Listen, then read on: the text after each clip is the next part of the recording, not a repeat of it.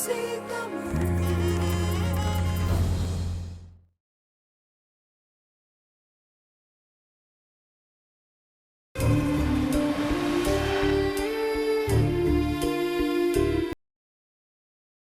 கொஞ்சம் கொஞ்சமா சீட்டு கட்டி பார்த்து பார்த்து சேமிச்சு வச்ச நகை அது. மொத்தத்தையும் கொண்டு போய் கொடுத்துட்டு வந்துட்டு அந்த சாமியார் கிட்ட.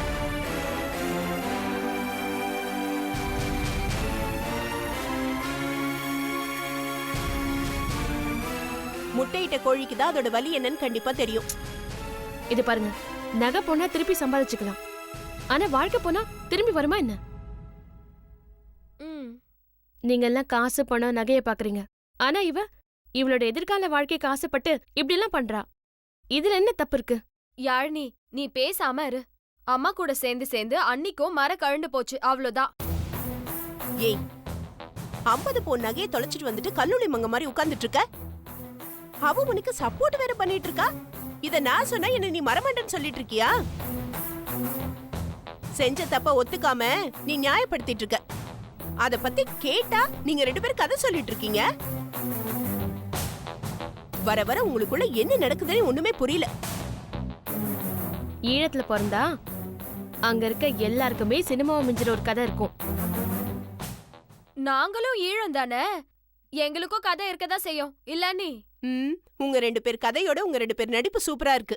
அண்ணி, உலகமே ஒரு நாடக மேடை, அதுல நாம எல்லாருமே நடிகர்கள்னு யாரோ ஒருத்தர் சொல்லிருக்காரு. நாமெல்லாம் நல்லா நடிச்சா போதும். ஆமா, கத்திரிக்காய் மலிஞ்சு போனா சந்தைக்கு வந்துதானே ஆகணும். அப்போ உங்க 2 பேரையும் வச்சுக்கிறேன். அண்ணி, முதல்ல அண்ணனை வச்சுக்கோங்க, எங்களுக்குலாம் ஆள் இருக்கு, போங்க. அடி போங்க, என்ன பேச்சு பேசுறா பாரு. 2 பேரும் எக்கேடு கெட்டு போங்க. அக்கா, ஏய் கோச்சிட்டு போறாங்கடி. ஹே, அண்ணி கோவம் தான் தெரியும்ல, எல்லாம் போய் கோவம் ஊத்து.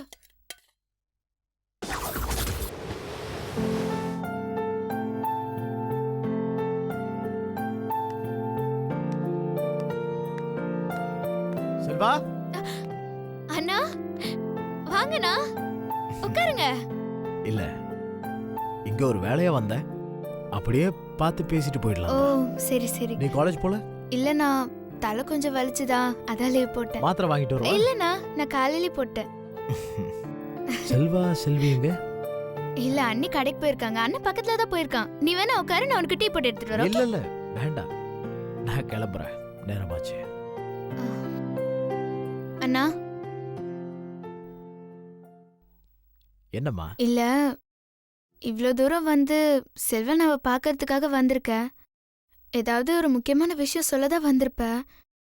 என்ன பார்த்ததும் எதுவுமே சொல்லாம போறியேண்ணா. அப்படியெல்லாம் ஒண்ணும் இல்ல. பொய் சொல்லாத, உன் முகத்தை பார்த்தாவே தெரியுது. ஏதோ மனசுல வச்சுட்டு மறைக்கிற. ஏன், நான் தங்கச்சி தானே, என்கிட்ட எல்லாம் சொல்ல மாட்டியா?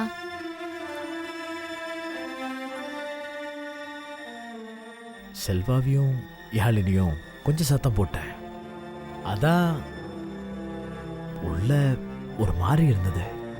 பேசிடலான்னு, அதான் பார்த்து பேசிட்டு போயிடலான்னு வந்தேன். அவங்களுக்கும் கொஞ்சம் ஆறுதலா இருக்கும்னா. அண்ணா, நீ எங்க எல்லாருக்கும் மூத்தவருண்ணா. நாங்க என்ன தப்பு பண்ணாலும் நீ தண்டிக்கலாம், நாங்க எதுவுமே நினைச்சுக்க மாட்டோம். செல்வா அண்ணனும் கண்டிப்பா தப்பா நினைக்க மாட்டான். நீ அதை நினைச்சு வருத்தப்படாத. அண்ணன் வந்தா நான் அண்ணன்கிட்ட பேசிக்கிறேன், சரியா? என்ன மச்சான், நான் வந்தோன்னே கிளம்பி போறீங்க? இருந்து சாப்பிட்டு போலாம்ல. இல்ல இல்ல, நான் ஒரு வேலையா வந்தேன், சும்மா அப்படியே பார்த்துட்டு போயிடலான்னு. வேற ஏதாவது தகவல் சொல்றனா சொல்லுங்க, அவர் வந்தோன்னே சொல்லிடுறேன். இல்ல இல்ல, சும்மா பார்த்துட்டு போலாம் தான். சரி. வரமா. தமிழினி, ஏன் அண்ணா வந்தோன்னே கிளம்பிட்டாரு? இல்ல, இந்த பக்கமா வந்திருக்காரு, அதான் பார்த்துட்டு போலான்னு. அதுக்குள்ள வேலை விஷயமா ஃபோன் வந்துருச்சு, அதான் கிளம்பிட்டாரு. சரி.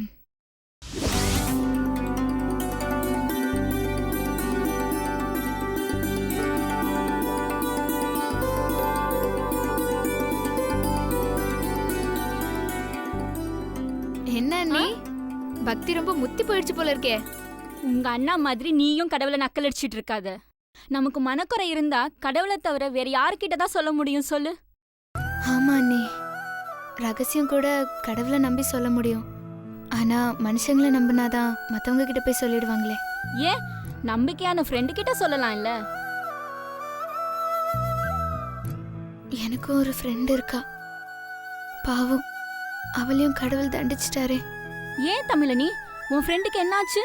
எக்ஸாம் ஹால்ல மயக்கம் போட்டு கீழே விழுந்துட்டா. ஹாஸ்பிட்டலுக்கு தூக்கிட்டு போனோம்.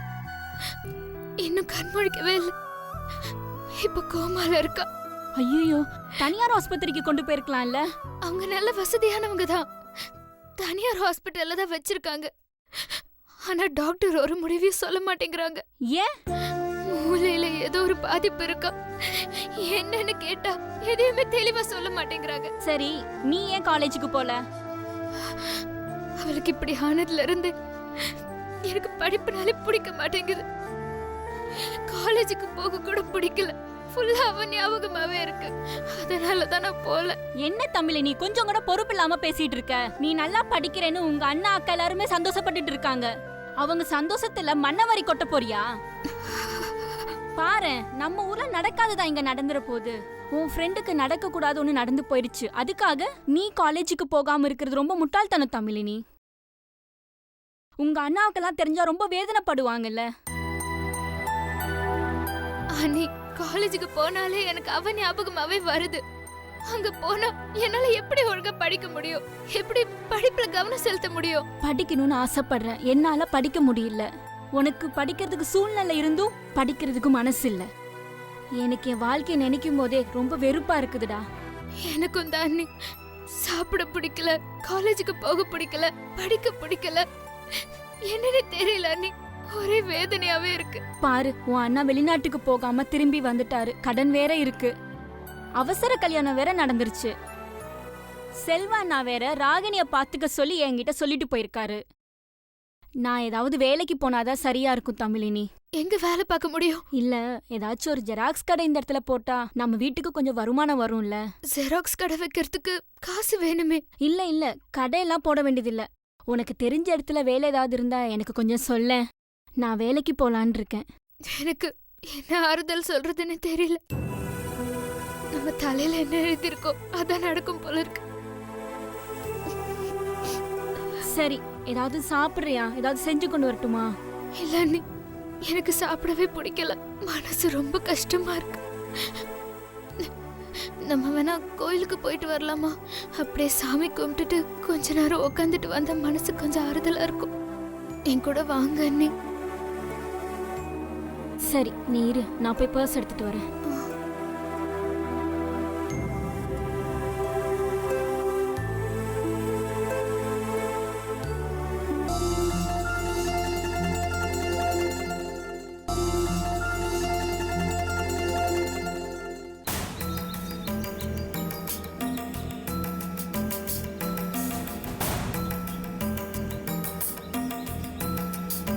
என்ன மகாராணியம்மா பேசாம வரீங்க? நீ வேற, நிலைமை படு மோசமா இருக்கு. உள்ளுக்குள்ள ஒரே பயமா இருக்கு தெரியுமா? சாரி ராகினி, இப்படி நடக்கும் நான் சத்தியமா எதிர்பார்க்கல. எங்களாலதான் உனக்கு கஷ்டம் இல்ல. அதெல்லாம் ஒன்றும் இல்ல. அம்மாவை பார்த்து நீங்க வேணா பயப்படலாம், ஆனா எனக்கெல்லாம் எந்த பயமும் இல்ல. நகையை நான் செல்வா மாமாக்கு கொடுத்த விஷயம் கூட வீட்டுல இருக்கிறவங்களுக்கும் தர்மா மாமாக்கும் தெரியாது. ஆனா இந்த பிரச்சனை உங்க அண்ணன் மேல திரும்பினதுதான் என்னால தாங்கிக்கவே முடியல. ஒரு பாவமும் அறியாத அவர் பலிக்கடா ஆயிட்டதுதான் எனக்கு கஷ்டமாவே இருக்கு. அதனாலதான் நிறைய பாவம் செஞ்சுட்டு இருக்க அந்த போலி சாமியார் மேல பழிய தூக்கி போட்டேன். அதுவும் சூப்பரா ஒர்க் அவுட் ஆயிடுச்சு. சாமியார் மாட்டாத வரைக்கும் நமக்கு எந்த பிரச்சனையும் கிடையாது. ஒருவேளை மாட்டிக்கிட்டா? எப்பவோ நடக்க போறது, அத பத்தி பேசி நம்ம ஏன் இப்ப கவலைப்படணும்? விடு. இப்போ நான் உங்க அண்ணனுக்கு வரதட்சணையா கொண்டு வரதா ஒரு நகை கூட என்கிட்ட இல்ல. அது உங்க அண்ணனுக்கும் நல்லா தெரியும். வரதட்சணை வாங்காம அவர் என்ன ஏத்துப்பாரா? எங்க அண்ணன் தர்மா பேர்ல மட்டும் தர்மா இல்ல, நிஜத்துலயும் தர்மம் தான். பணம் காசு இதுக்கெல்லாம் அவர் ஆசைப்படுறவரே இல்ல. கட்டின புடவையோட வந்தா கூட அவர் ஒன்னும் ஏத்துக்குவாரு. தேவையில்லாத இந்த மாதிரி கவலை எல்லாம் உனக்கு வேண்டாம். நீ பேசுறதெல்லாம் கேட்க நல்லாதான் இருக்கு. இந்த மகாராணிய அந்த மகாராஜா ஏத்துப்பாரா? நீ அவரை புரிஞ்சுக்கிட்டது அவ்வளவுதான். அவர் மனசுலயும் நீ இருக்க, அத நாங்க புரிஞ்சுக்கிட்டோம். ஹே, எப்படி சொல்ற? நீ நகையை கொடுத்து அந்த நகையை வித்துதான் ஏஜென்ட்டுக்கு பணத்தை கொடுத்தோன்ற உண்மைய நானும் செல்வாவும் தர்மானா கிட்ட சொல்லிட்டோம். சொல்லிட்டீங்களா? அதுக்கு அவர் என்ன சொன்னாரு? உண்மையை மறைச்சதுனால அவர் எங்க மேல கொஞ்சம் கோவமா தான் இருந்தாரு. ஆனா எங்களால பாவம் ராகினி அவங்க அம்மா கிட்ட அடி வாங்கி திட்டு வாங்கிட்டு இருக்கா. அதுக்கு அண்ணன் என்ன சொன்னார் தெரியுமா? எனக்கு மனைவியா வரப்போறவ கிட்ட இருந்து எனக்கே தெரியாம என்னோட அனுமதி இல்லாம அந்த நகையை வாங்கி அதை வித்து ஏஜென்ட்டுக்கு கொடுத்து ஏமாந்து நிக்கிறீங்கன்னாரு. அப்படியா? அவர் என்ன பொண்டாட்டி நான் சொன்னாரு? ஆமா, இதுல இருந்து தெரிய வேண்டாமா நீ அவர் மனசுல இருக்கன்னு? கேட்கவே எவ்வளவு சந்தோஷமா இருக்கு தெரியுமா? என்னதான் இருந்தாலும் நான் நகையை கொடுக்கறதுக்கு முன்னாடி அவர்கிட்ட ஒரு வார்த்தை கேட்டிருக்கணும். கேட்காம கொடுத்ததுனால என் மேலயும் அவருக்கு கோவம் இருக்கும்ல. நீங்களா அவர்கிட்ட மறைச்சதுல ஒரு நியாயம் இருக்கு. ஆனா நான் அவர் பொண்டாட்டி ஆக போறவ. நான் மறைச்சதுல எந்த வகையிலுமே நியாயம் இல்ல. அவருக்கு என் மேல இருக்கிற நம்பிக்கையே போயிருக்கோம்ல. இப்ப நான் எப்படி அவர் மூஞ்சில முழிப்பை யாழினி? மனைவினே முடிவு பண்ணிட்டார்ல, விட அண்ணனெல்லாம் சமாளிச்சுக்கலாம். இந்த மாதிரி ஒரு சம்பவம் நடந்ததுனாலதான் அண்ணன் மனசுல நீ இருக்க விஷயமே வெளியே தெரிஞ்சது. அதுக்கு கிடைச்ச சந்தர்ப்பமா இது நினைச்சுக்கோ. செல்வாவை சீக்கிரமா எப்படியாவது லண்டனுக்கு அனுப்பிடுவேன். அவன் லண்டனுக்கு போய் சம்பாதிக்கிற பணத்துல முதல்ல உன் நகையை வாங்கி கொடுத்துருவோம். நான் நகைக்காக சொல்லல யாழினி. ஏன் புரிஞ்சுக்காம பேசுற? நான் புரிஞ்சுக்காம பேசல. அதனால என்னைக்கு இருந்தாலும் அத்தையால கண்டிப்பா பிரச்சனை தானே, அதனாலதான் சொல்றேன். இங்க பாரு யாழினி, அது என் சீதன நகை. எங்க அம்மா பத்திலாம் நீங்க யாரும் பயப்பட தேவையில்ல. அது எல்லாத்தையும் நான் பாத்துக்கிறேன். உங்க அண்ணனை மட்டும் என்ன கட்டிக்கிறேன்னு சொல்ல அது போதும். அடி பாவி, இனிமே நாங்க சொல்றதுக்கு என்ன இருக்கு? அதான் நீ எங்க அண்ணனை வளைச்சு போட்டுட்டல்ல. இனிமே எங்களுக்கே ஏதாவது காரியம் ஆகணும்னா கூட உன்கிட்ட தான் வந்து நாங்க கேட்கணும். எனக்காக ஏதாவது செய்வீங்களா அண்ணி? பாக்கலாம். என்ன பாக்கலாமா? நான் ஒன்னும் கொடுமைக்கார அண்ணி கிடையாது, பாசக்கார அண்ணி தான். உங்க எல்லாரையும் பாசமா பாத்துக்கிறேன், சரியா? சரி சரி பாப்போம். சரியா?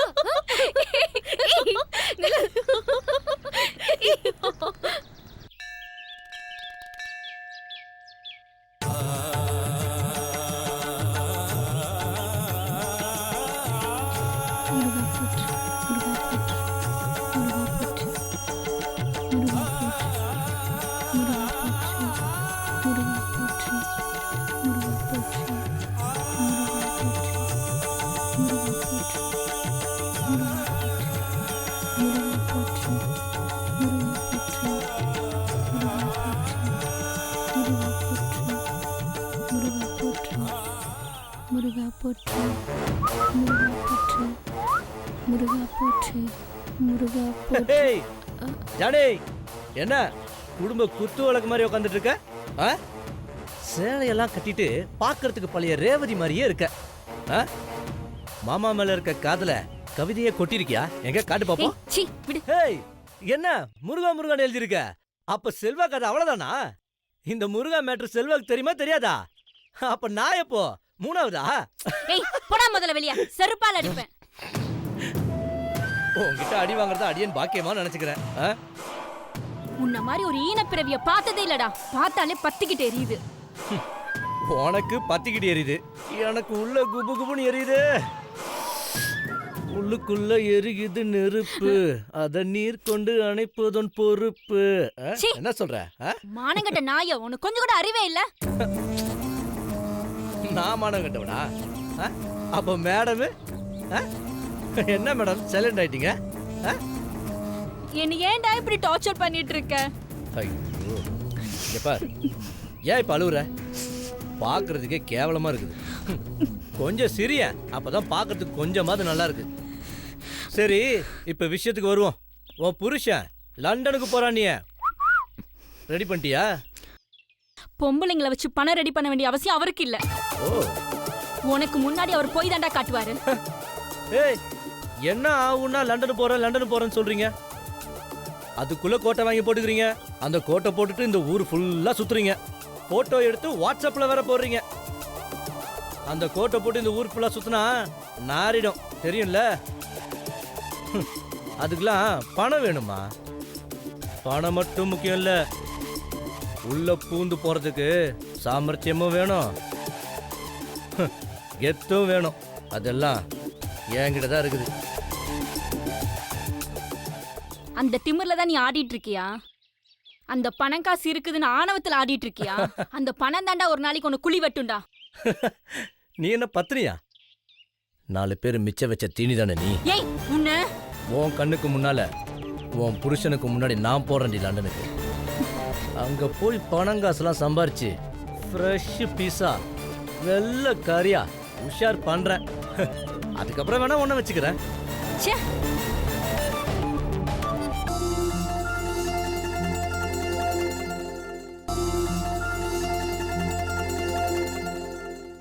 உன்னை வச்சுக்கிறேன்னு சொன்னது வேலைக்காரியா.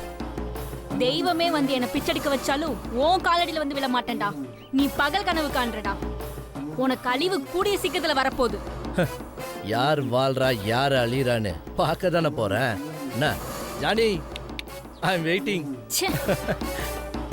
ஏன் மூஞ்சி இப்படி கேவலமா வச்சிருக்க? நீ சிரிச்சா ஸ்ரீதேவி மாதிரி இருக்க, முறைச்சா மூதேவி மாதிரி இருக்க. ஏ ஜானி, என்ன எக்ஸாமுக்கு அப்ளிகேஷனா? கவலைப்படாத, அவர் வரம் கொடுக்குறாரோ இல்லையோ நல்லா பிட்டு கொடுப்பாரு. பிட்டுனா அந்த பிட்டு இல்லம்மா, பரீட்சையில பார்த்து எழுதுறதுக்கு பிட்டு. இப்ப இருக்க பொண்ணுங்களுக்குலாம் பிட்டுனா என்னன்னு தெரியும் போல இருக்க. ஹலோ, நீங்க என்ன இந்த பக்கம்? நம்ம நாராயணன் இல்ல நாராயண, அவர் என்னமோ நம்மள பார்க்கணும்னு சொல்லியிருந்தாரு, அதான் பார்த்துட்டு போலான்னு வந்தேன். நாராயணன் யாரு? அதான்ப்பா அந்த பெருமாளுன்னுலாம் சொல்லி கும்பிடுவீங்க, இந்த நாமம் கூட போட்டிருப்பாரு, அவர் தான். ஹம், நானும் பாக்குறேன், ஆனா அவர் தான் வரமே கொடுக்க மாட்டேங்கிறாரு. ஏ என்ன மச்சான், எப்போ வந்த?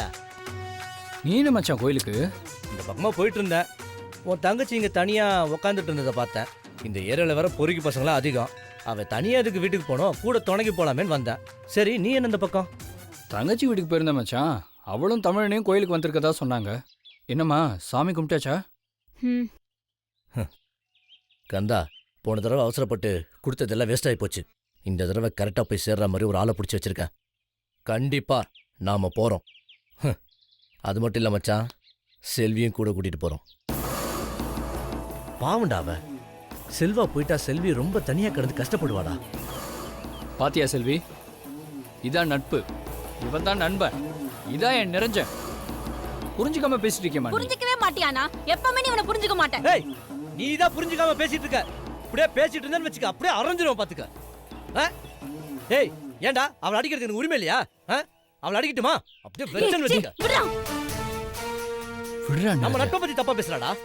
சின்ன பொண்ணுடா, விடு மச்சான். சின்ன பொண்ணு ஏதோ தெரியாம பேசிட்டு இருக்கா, அதை போய். சரி, அந்த ஏஜென்ட் மேட்டர் என்னாச்சு? அண்ணா, அந்த ஏஜென்ட் கதிரண்ண லாரி ஷெட்ல தான் தங்கியிருக்காராம். செல்வா அவரை பார்த்து வெளிநாடு போக முயற்சி பண்ணிட்டு இருக்காரு. ஓ, அந்த மாமா ஏஜென்ட் அங்கதான் இருக்கானா? அண்ணா, அவனுக்கு டைம் ஆகுது, இருக்கு. வா போலாம். அண்ணா, எனக்கும் படிக்கணும். சரிம்மா. படிக்கிறேன்னு உட்காந்து படம் பார்த்துட்டு இருக்காத, ஒழுங்கா படி. போ. வீட்டில் விட்டு வந்துடுறேன்டா. பாய்டா. நம்ம தட்டு போலான்னு பார்த்தா அவன் அண்ணன் வந்துட்டானே. தேங்க்ஸ் நாராயணா, எனக்கு அவ்வளவுதான்.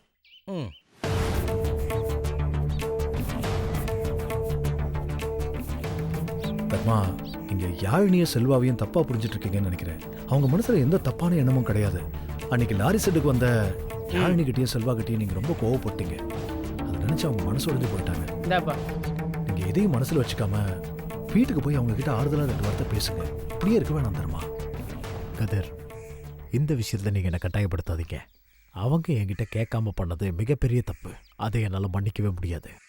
அவங்கள பார்க்கவோ பேசவோ எனக்கு சத்தியமா பிடிக்கவே இல்லை. அதை தவிர வேற ஏதாவது இருந்தால் பேசுங்க.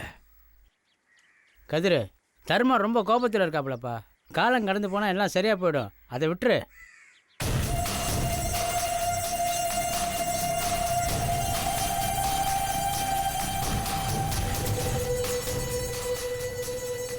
தர்மா, யாழினியும் ராகினியும் வராங்க.